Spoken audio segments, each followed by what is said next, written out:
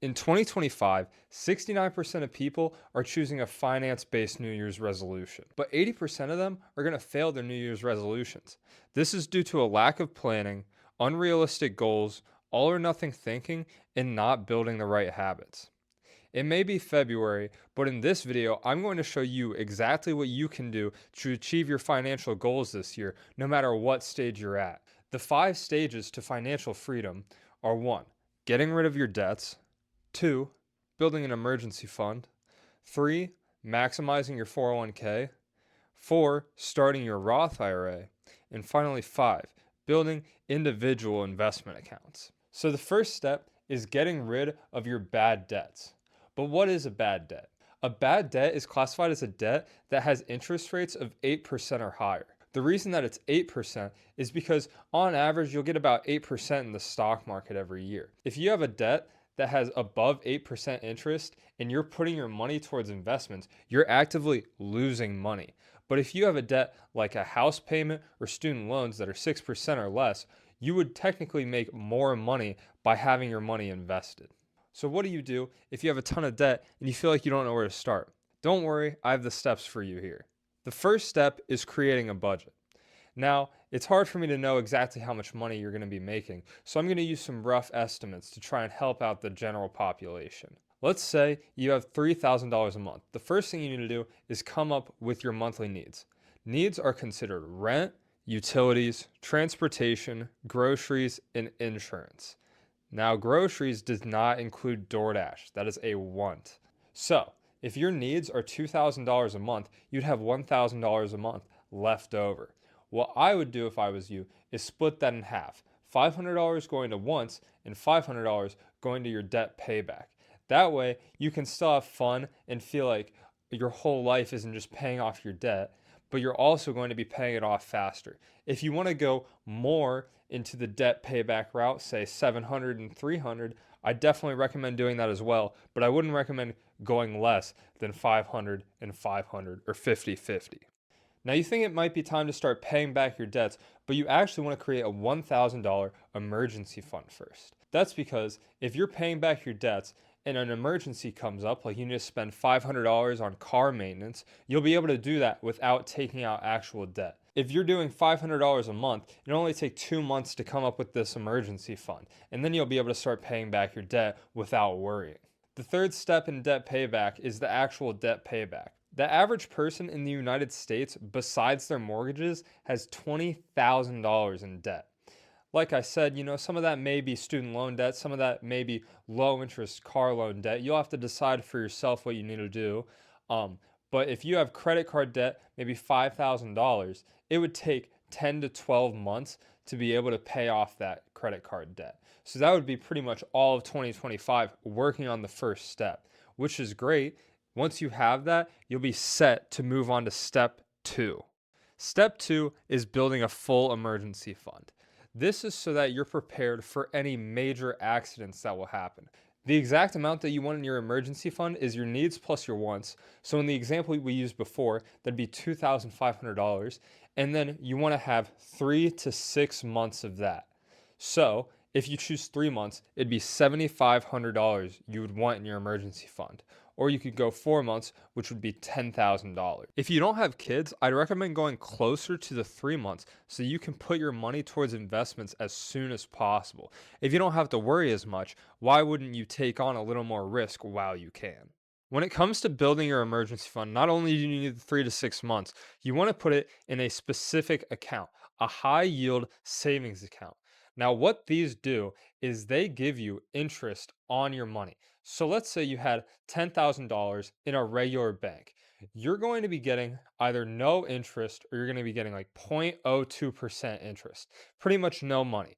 If you have $10,000 in a high yield savings account at 4%, which is very common, you will be getting $400 every year for nothing, just for having it in the account. It's so important that you put it in these accounts just so that you aren't losing money value to inflation every year. The account I recommend using for your high yield savings is the Discover High Yield Savings Account. This is by far the simplest savings account I've found that gives decent yield. A general recommendation, you want to put at least 20% of your earnings into your savings. So if you're doing 6% for your Roth IRA, you'd want to take that other 14% of your money and put it towards your savings. So once you have your emergency fund built out, it's time to move on to step 3, maxing out your 401k. So a 401k is your employer's way of giving you a retirement. It's like a pension, but pensions don't exist anymore because they were too expensive for companies and they felt cheap. So they moved on to a 401k, but I won't get into that right now. It's still a great deal to have a 401k. The way it works is you put in a certain amount of money and then your company matches a certain amount of money. So let's say you're making $50,000 a year pre-tax, because 401ks are pre-tax investments. If you put in 5%, that would be $2,500 a year, or a little over $120 a month, something like that.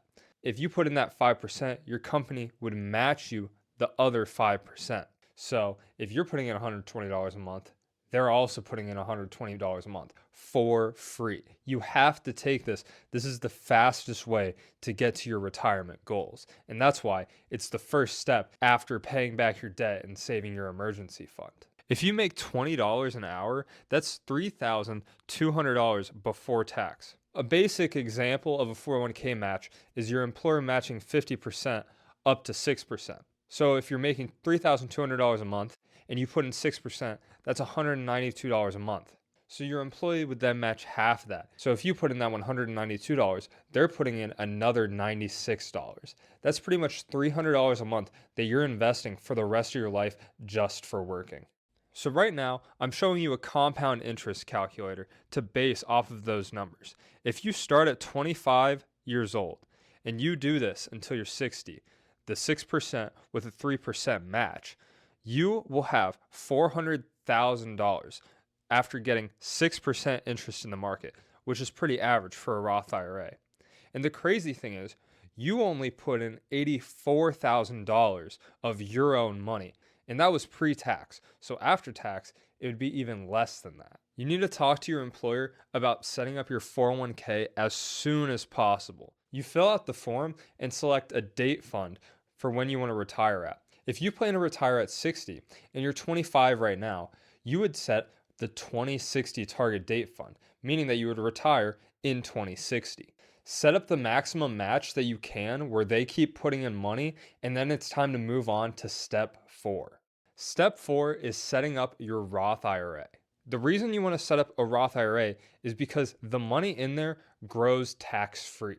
But what does that mean for you? Let's say you're ready to retire and you have a 401k with $1 million in it. This may sound like a lot, but if you do what I told you to earlier with the 401k and make sure to keep the match maxed out to where they are giving as much as possible, you will have $1 million by the time you retire. I promise you that. But if you have that $1 million only in your 401k, you will then have $800,000 when you go to take it out and spend the money. This is because you don't pay taxes when you put the money in, but you do pay taxes when you take the money out.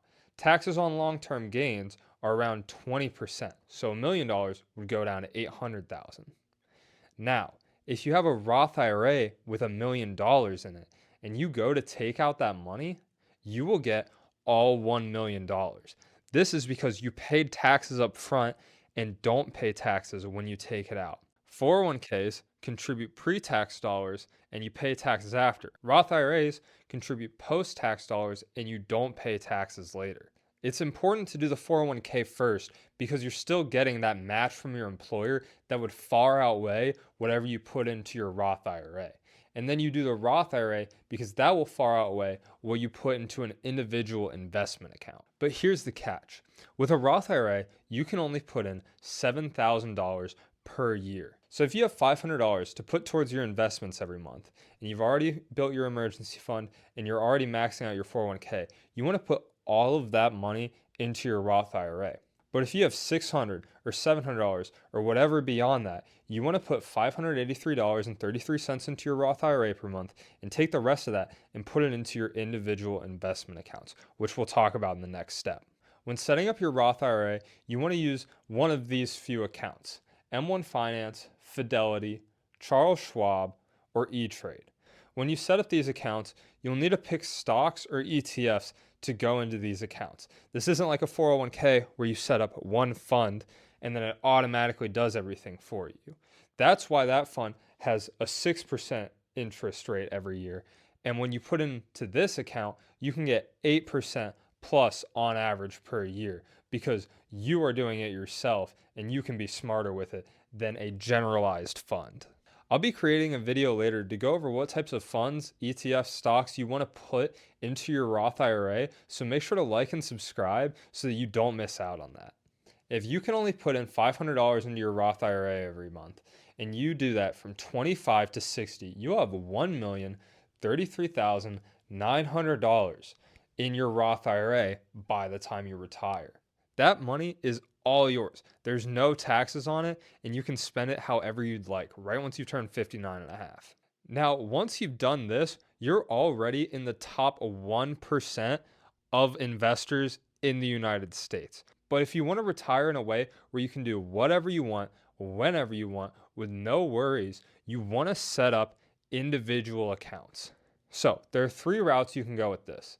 One is an HSA, two is a 529, and three is a regular individual investment account. It's important to know which of these will be best for you, and you can even put some into one account, some into another, and some into the third account. Or you can just pick two, or you can just pick one. It's entirely up to you at this point. You've already done so much that you will be fine. So the first account we're going over is the HSA account. What it is a tax advantaged savings account designed for individuals with high deductible health plans.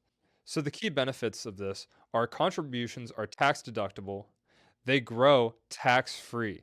This is pretty much saving up for any healthcare scares you have at any point in time. Funds roll over annually and can be invested for long term growth. And if you have any medical situations, you can take it out and use it on that. Or you can pay for it separately and still take out the money as long as you keep the receipts for the event. The second fund is the 529. This is for if you have kids and you want them to get a higher education. Like the HSA, this is a tax advantaged account. You put the money in and you don't pay taxes when you take it out, but it can only be used towards education. That includes tuition, books, their rent, anything that is considered a part of their schooling. And it's all tax free. If you have kids and want to send them to college, this is the best thing to do. Finally, it's an individual investment account. For all the money that you have left over that you don't want to be putting into a 529 or an HSA because you can't take that out whenever you want, you'll put it into an individual investment account. I'd recommend these accounts for if you're doing any short-term investing. That would be the best way to go about it. It is imperative that if you're saving up for a house or anything that's going to take 5 to 10 years or more, you want to be putting it into an individual investment account because you will not make nearly as much money as you would if you had just kept it in a high yield savings account. That is all I have for today's video. Thank you so much for watching.